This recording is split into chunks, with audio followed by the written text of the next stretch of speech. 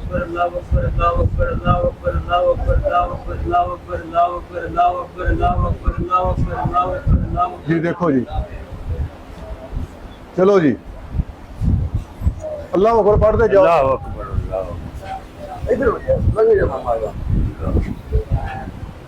ਰਾਣਾ ਸਾਹਿਬ ਦੇ ਦਿਓ ਯਾਰ ਚਾਹ, ਕੀ ਧਿਆਨ ਦਿੱਤਾ ਯਾਰ। ਵਕੀਲ ਸਾਹਿਬ ਚੰਗੀ ਤੁਹਾਡੀ ਅਦਾਲਤ ਹੈ, खुदा के वापस ਚੰਗੀ ਅਦਾਲਤ ਤੁਹਾਡੀ।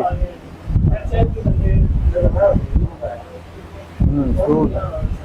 ਜੀ ਜਨਾਬ ਖੁਸ਼ ਹੋ? ਹਾਂਜੀ। ਹੁਣ ਇੱਥੇ ਹੱਥ ਰੱਖ ਕੇ ਅੱਲਾਹ ਅਕਬਰ 200 ਦਫਾ ਸਵੇਰ 200 ਦਫਾ ਸ਼ਾਮ ਨੂੰ ਪੜਨਾ ਕਰਨਾ। ਠੀਕ ਹੈ ਜੀ। ਕਿੰਨੀ ਦੇਰ ਦਾ ਦਰ ਸੀ?